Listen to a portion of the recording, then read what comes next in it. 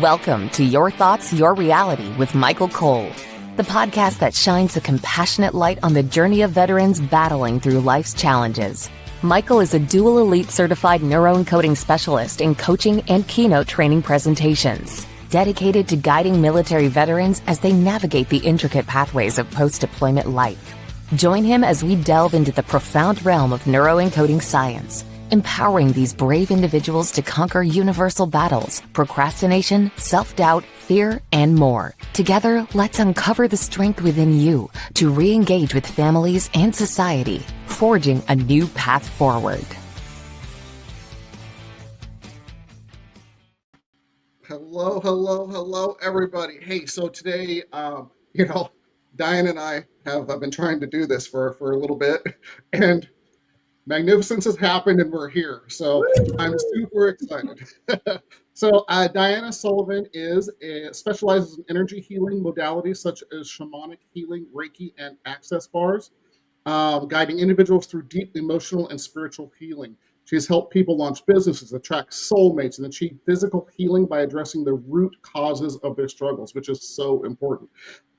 She unlocks new possibilities, releasing energetic blockages that may be holding them back in relationships, health, and especially financial success. She has years of experience teaching how unresolved past traumas, this is what we're going to talk about today, can subtly yet powerfully affect every aspect of life. And, she's just a rock star. Let's just call it what it is, shall we? So, Dianna, why don't you tell a little bit more about yourself that people that don't know you? Sure. Thank you, Michael. I'm honored to be here. Thanks so much for having me. And I love that we stuck with it and we got to today. So that's perfect. Amen. As you mentioned a lot of things already. So I'm trained in different healing modalities. I also have been a single mom since my kids were 1 and 3, who has been a business person in the background. So I had a successful appraisal management company that I ran for 15 years and sold that because in the background I was working on the healing modalities and coaching and different things, and that became my passion. So I sold my company a year and a half ago for $2.5 million, which was quite fun and all of that. And now I get to do what I love, which is help people. That's fantastic. And, your story is very cool because of the success and how you help people. When you were talking about it before, and I think it was with Carolyn as well. They were just talking about it with you. Carolyn Azuna, we're in the same group, guys, just so you know what I'm talking about, as well as with the Neuroencoding Institute. It's just really cool how you change that, what you were doing into what you do now. So will you talk a little bit more about, what started you down the path, if you will, into what, you love and, fulfillment with what you're doing now? Yeah. So I was not in a very good place. I was working my butt off and I was in a really crappy relationship, verbally abusive, sometimes physically abusive, things like that. And he was actually in a rehab place, and I went to family weekend and I met someone who started me off on self-awareness and actually taking a look at, I'm attracting these things into my life. So if I'm attracting them into my life and they suck, I can also switch that and attract things that are fun and delicious and yummy and all of the things. So that's where it began. It began because of something that was really crappy. Thank you for sharing and being vulnerable, obviously. It's so interesting how when we get into a bad place, whether it be emotionally, psychologically, physically, burnout, whatever it is, and we are like, enough. And it's weird how, and we're going to talk about it, obviously, how the new thing gets attracted to you when you say enough, and you create that leverage for yourself. And I want something different. And then here you are, right? I mean, it's really beautiful. For me, I've had that multiple times in my many years, if I wanted to go back, right? But if we hadn't been in the place with our construction company saying, you know what, this isn't doing it for us anymore, and I'm just done after 53 years of being in the same industry, I would never join the Neuroencoding Institute, and I wouldn't be here with you right now. Right. So it's really magical, and when at the time, most people think, my life's ending, right? We go to all of this horrible stuff, and what can be birthed out of that? The I think gifts. it's really beautiful. Yeah. So with that said, before we really get started, top right-hand corner of the screen, there's a blue QR code. Please scan that QR code. It takes you to empowerperformancestrategies.com for people listening on the podcast forums later. Again, empowerperformancestrategies.com. There are ebooks, free resources that I've written. There are Facebook groups for both veterans and their families. There's trainings, there's all kinds of stuff, and of course, other episodes of the podcast. So check it out, be part of the community, and be part of the mission. So with that said, with let me start with what signs should someone be looking for in their past is still really happening in their present, whether that be trauma or loss or whatever the case is. Your sound isn't coming through clear. Okay, let me try that again. Is it better now? It is. Thank you. I live in the foothills, so sometimes my internet gets a little wonky. You're like, I don't know what he just said. Help. I was going to try to wing it, but I thought I'd ask. That's all good. What signs should someone be looking for that indicate their past is still shaping their present, whether that be trauma or just thoughts, whatever the case may be? Let's really start there, because I think that's kind of the beginning of the healing, right? Mm-hmm. Yeah. Really just taking an honest look at yourself. Do you feel peaceful and calm? Are you anxious? Do you have anxiety? Are you able to respond as opposed to react when situations happen? Are you self-aware? Which, we're not really taught self-awareness. So it is a challenging thing. I mean, I even find I've been doing these things for 10 years. And sometimes I'm like, oh my gosh, I had massive anxiety and I didn't even realize I had it, Yeah. because it just masks itself in certain ways. But, is your life really working? Are you getting the things that you desire and that you want, Yeah. or are you kind of stressed out? Are you able to be present and be in the present moment, or are you always somewhere else in your head? And I love that you said that. Let's kind of dive into that, and I call it the spin cycle, right? And a lot of times we just don't even realize we're there, I like and it. someone will say, hey, what was up with you yesterday, or whatever the case may be. And this literally just happened recently. So it's when you're in that spin cycle, or in your thoughts, in your head, and like you're saying right now, being unresourceful. What are some of the I know my neuron coding tricks, and I know Tony Robbins stuff and all those different things, but what do you suggest to people to say, hey, you know what, you can snap out of it and live your best life, if you will? Mm-hmm.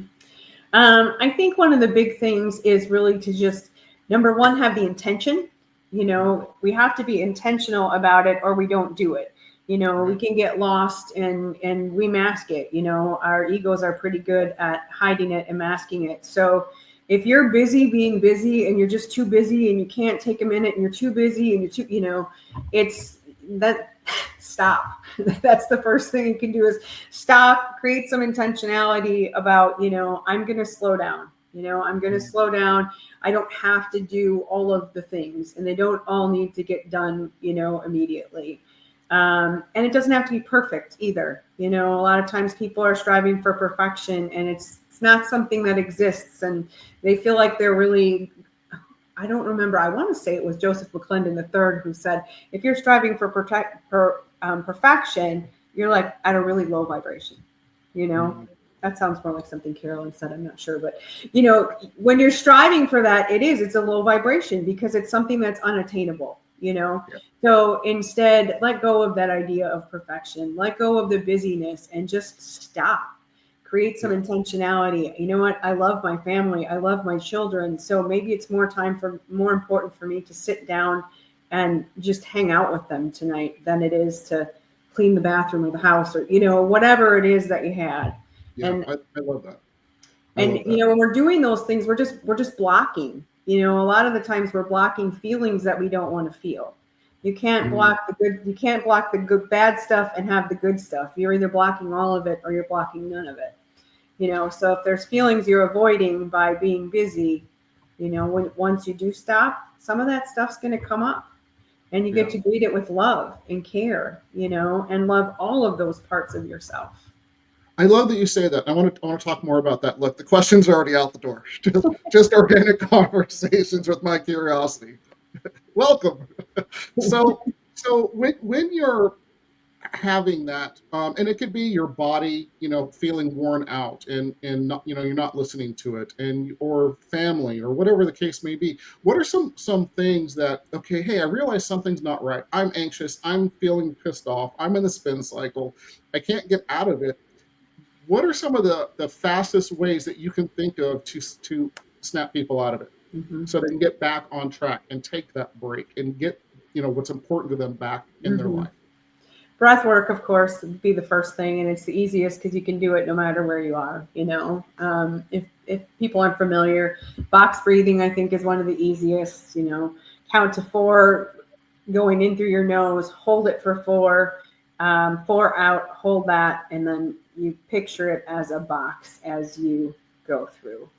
Yeah, and I just learned through that from Gary Brecka.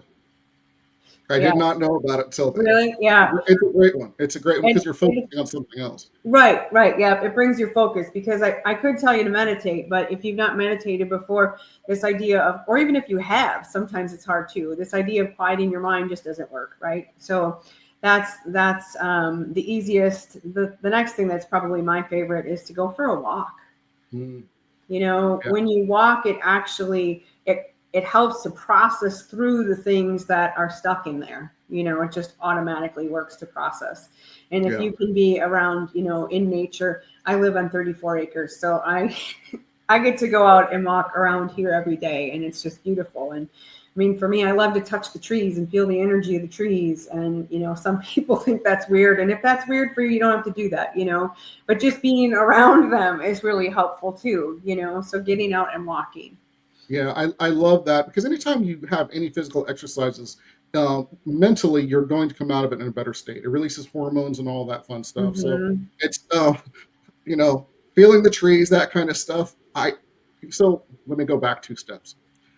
I get it. Okay, first of all, I get it, because how often, I don't do it enough, but I do it. In fact, I did it a couple days ago. Going outside, take your shoes off, put your feet in the grass, and grounding, whether that be through your feet, through the tree, feeling that energy, whatever it is. But how beautiful it is to sit there for a minute, be intentional, like you're saying, and I love that you brought that up, and really just be present there with yourself and nature, and slow down for a second, whether you're walking or just grounding, whatever the case may be, and listen to the birds around you, the squirrels.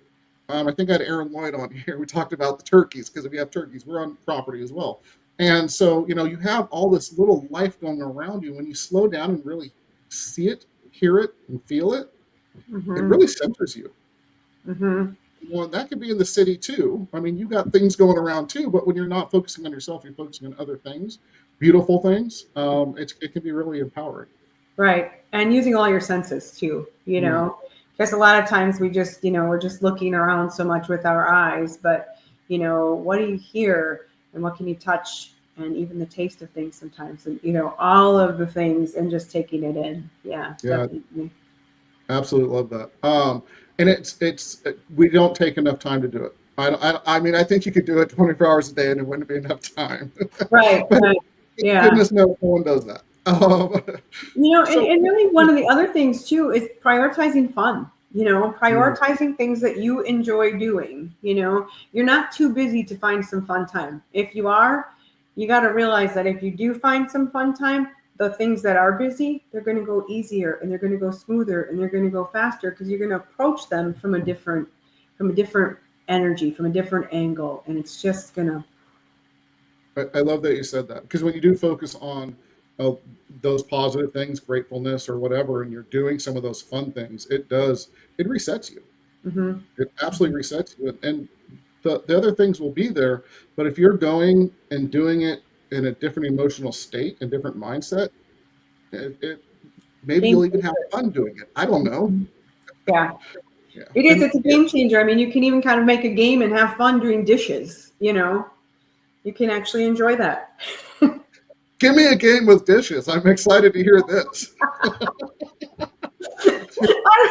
I don't know if I have one. That just No, came I'm out. playing with you. Everything could be a game, right? Something fun. I'm absolutely playing with you. How you stack them, I don't know. Yeah, it is. It's actually a funny thing in my household, but no one can stack the dishwasher like me. No one can stack the drying rack. So it has become a little bit of a competition. There you go. There you go. Celebration being the reward, right? Yeah. Yeah. Which So is, let's. Oh, go ahead. You're going to say something. another thing would be gratitude. So gratitude, having a gratitude practice, whatever it might be. You could do gratitude journaling. I have some friends that we send each other 3 things we're grateful for in text every day, and it's super powerful. And sometimes I'm like, going about my day and just and then I get that text popping and I'm like, oh, that's right. I get to be grateful. This person's grateful for this. And I like that one. And I'm going to add, and all of a sudden everything shifts, I love that. I absolutely love that. I'll text you in a little while as soon as we're done. I'm grateful we did the podcast. No, I do love that, and having that community that does the same things to bring you up in the middle of the day when you're stuck in the normal world, if you will. That's powerful. I love that idea. Yeah. Yeah, absolutely love it. So let's kind of dive into some trauma stuff. We're a little over halfway done with the show, so if we can, let's kind of dive into that. So as far as trauma, different people have different aspects or thoughts of what trauma is. Will you give us some of your thoughts on trauma in general? It's interesting because it could be something so intense or it could be something small, but sometimes it has just as much of a lasting effect. Yeah. From someone being told they were an accident because their birth wasn't planned, that can be lifelong and they don't even realize it, but they never feel like they fit in because they were told that. To someone experiencing something awful, cancer, things like that, or people who have been in war, those are awful things to have seen. Yeah, absolutely. So what are some of and really trauma is an event happened. It's the definition we gave the event. And that's why we get stuck in that, right? And we relive it. The trauma happened generally once. Our remembering it continues and continues, and that's why it's so powerful for us. So talk about your thoughts on that first, and then let's talk about ways to mitigate it, to bring yourself out of it so you can thrive instead of trying to survive. I love what you just said too. That's a huge thing for me, is getting people out of survival and into thriving. And I think number one is that you have to realize that you deserve it. Everyone deserves to thrive. And a lot of times because of certain things, we don't feel like we deserve that. And so, if you walk into a room, it's much easier to be part of a conversation where we complain and we don't get what we want, all of these things. So you have to kind of be willing to step outside of the norm, and hopefully we make this the norm at some point, that we're talking about wonderful things instead of the crap. But, when you're in something where it's playing over and over and you're in that loop, you have to do something to interrupt the pattern, right? So our computers, our brains, they have this thing where when we experience those things, it keeps going and it keeps playing and it keeps playing, and we get stuck there. So how do you get unstuck, right? You have to interrupt the pattern. And I'm sure you probably talk about the stop technique frequently, so pattern interrupt. And then do you want me to share about the stop technique, or do you? You can do the stop technique or any kind of pattern interrupt. Just because we've talked about it before, not. Yeah. Well, I shouldn't say that everybody hasn't seen every episode, but there's a possibility. So please, please share. So if you're doing the stop technique, basically you're gonna feel bad on purpose. So whatever that feeling is that happens for you, I'm going to use the example of someone falling. Maybe it's someone who's fallen off a ladder and it's replaying, or it's something you saw you could go to something you saw in the war, because that's probably something more that's prevalent here. So it just keeps replaying. So you're going to sit down and you're going to feel bad on purpose. You're going to feel that feeling. And I know you probably think I'm nuts right now because you don't want to feel the feeling, but that's part of the problem. The feeling wants to have its moment. It wants to be felt, and we keep resisting it, and what we resist persists. So it's going to keep coming up, keep coming up. So you give it a second and you feel it, and then you're going to, on purpose, feel it and then pattern interrupt. So you actually say the word stop. And then if you're sitting, you stand up, you move your body, and you say, you could say whatever resonates with you. And maybe it's, I am magnificent. And you just, because you want to replace, you're creating a space. So you want to replace something in that space. And what you're going to replace it with is something that's wonderful. So, you remind yourself that you're magnificent, you're wonderful. And maybe part of that whole thing too is some judgment you have about yourself and what you did in this situation or something. So that's taking care of that too. And then you sit down and you do it again. So you do that a good 5 times, and you do it 3 different times a day, different things. I like to go 10, it depends how hard it's wired in, sometimes I'll even go 10 times. So you're practicing it. So you're practicing a pattern interrupt, you're practicing feeling good. And at the end too, we want to say, yes, because you're celebrating what you just did. Absolutely. So you do that multiple times. 3 times a day is what I like to do. And, you want to commit to doing this 10 days in a row. Yeah. And I love it. And I just want to preface something, if we can, is it's an exercise. And so the more you do it, the more you build the muscle. Just like if you're to go to gym, you don't go in the gym one time, come out and say, I don't look like Arnold Schwarzenegger, I failed. You have to do the exercise. And the more you do it, the bigger the muscle begins to build and the easier it is. And then what happens at the end? Well, actually, Dianna, why don't you tell me why this works? Right. I'm sorry. That's okay. That's okay. So you're rewiring your brain. So when it actually comes up in the moment, you're just driving down the road at some average day, and all of a sudden, here it comes. Here's this film that plays. That crazy lady said to do this thing, and I've been doing it, but it's not helping, right? So that's going to happen. And when it happens, the thing that you would notice in that moment was you caught it. So rather than go, why is it coming up? Why isn't it gone yet? The first step is going to be that you're going to catch it. So now that I'm live in the moment of feeling like crap because it's happening, I get to do the stop technique again. So in the moment, and I've done it in the car when I have like kids in the car and their friends. And so in those moments, I'm doing it in my head. I prefer to do it out loud, and it works best out loud. But if I have a bunch of people around or something, then I would do it in my head. And then the next time it comes up, I didn't judge it. Now I just went right to the stop technique. Yeah. And then over time, it's not going to happen anymore. Yeah. It loses its power over you. Yeah, it's fantastic. Thank you for going through the whole thing, because here's the interesting thing. Everybody does it a little bit different. So it's good to hear, your perspective on it being done. And that's the way we were taught. Just FYI, everybody. So, one of the other things that we do, talk about doing it in the car. So something I teach people as well, that if you're in a meeting, you're in the car, you're whatever the case may be, you do it in your head, but instead of standing up, you just look up at the ceilings, put a big smile on your face, and it automatically releases hormones and snapping you out of it. Because all the muscles in your face, when you smile, it releases the good hormones automatically. Your brain doesn't know any different.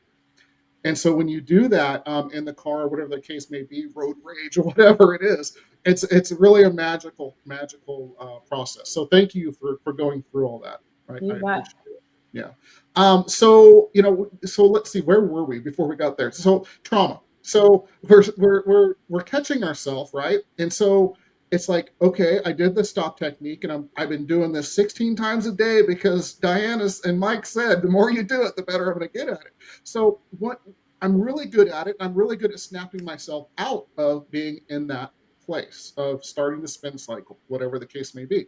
So where do you go from there? Well, smile would be one thing, right? Like you just said, because that's releasing the endorphins, and also celebrating when you do catch it, and celebrating the little wins that you have in your life. I think a big piece of trauma too is once we have that cloud over our head, everything looks cloudy, you know? And so even doing more things to release that cloud that's over your head, doing the things we talked about before, like, you know, planning in some nature, planning in some grounding, those types of things are super important. Also, when thoughts come in of, you know, oh, maybe this could happen. Again, those things want to be heard. So if you acknowledge it and say, maybe it is, maybe it could happen, but there's also other things that could happen, and just kind of open yourself up to possibilities. Yeah, I love that. And the more you do, the how do I say this? I'm going to say the easier it is to deal with these things, right? Because you trauma doesn't just go away because you say I want it to, right? Right. In fact, the more you think about the trauma and the more you're focused on the trauma, the worse the trauma will become. Right. Because of that, unless you do it in a positive way, that you're breaking down the trauma. So I'd like to, again, where are we at on time? Okay, sorry, I lost where my timer was. So can you give us some tips and thoughts on how to break free of the trauma, to change the definition of what it actually meant to that person? And everybody's different. The patterns are very similar, but the stories are different. Right, right.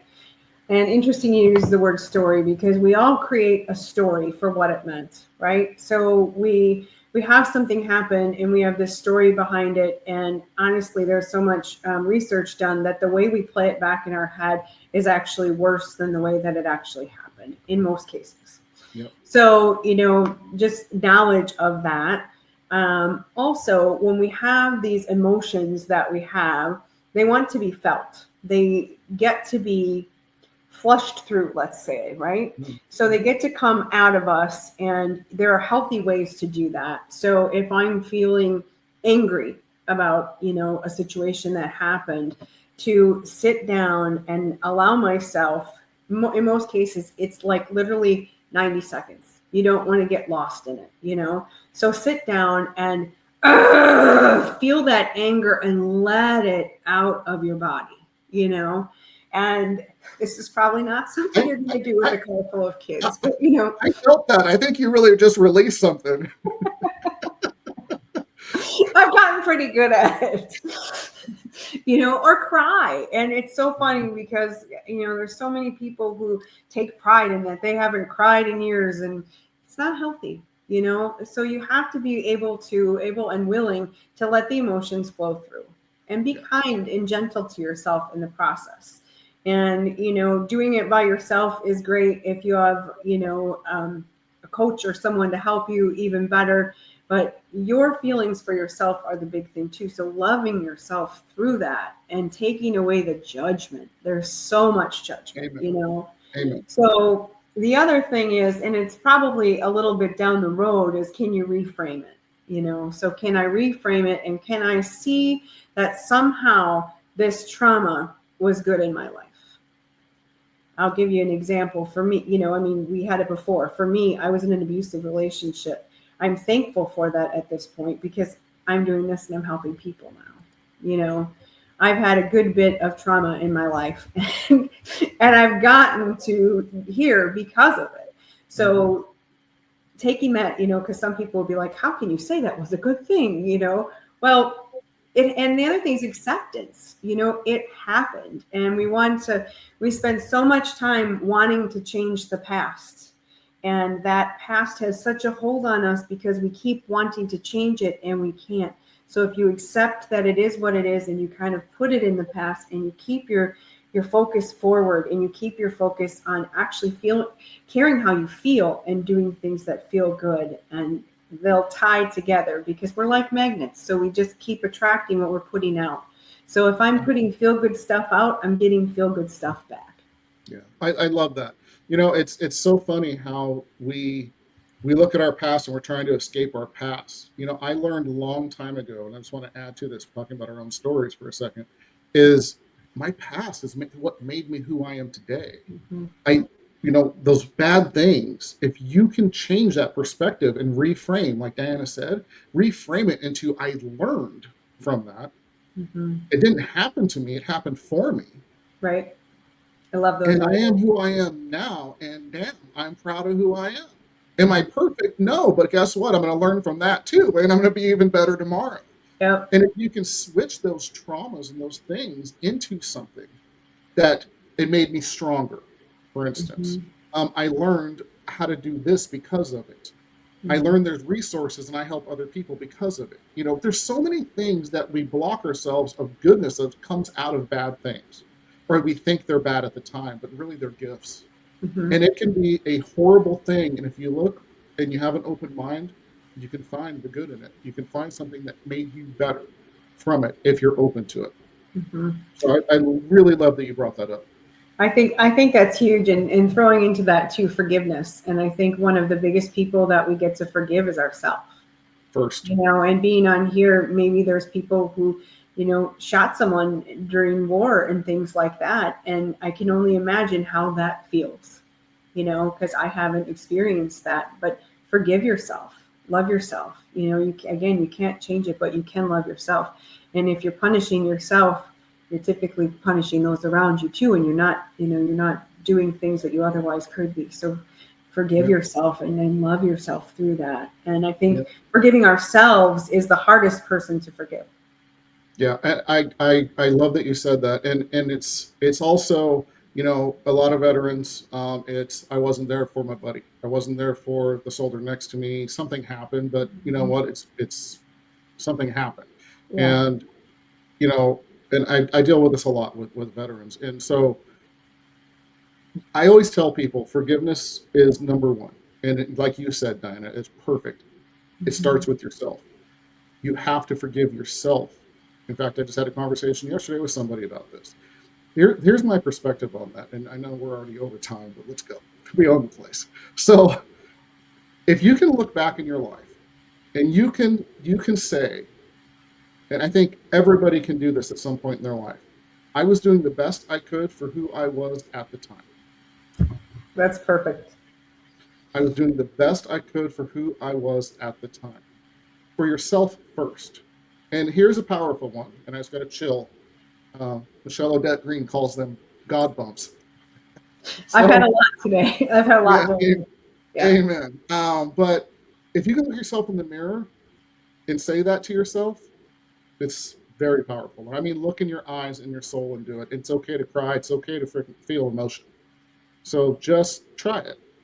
And then celebrate you did it every time. Pat yourself on the back, literally, dance, do whatever you need to, but celebrate it to, again, release those good hormones and stuff like that. But if we can start there, and then, like you said, Dianna, to start with yourself, because I think that is the most powerful, and then move to other people, other things, whether it be, oh, I didn't do that right with my kids and I would have done it differently. Well, again, you know that now. You didn't know it then.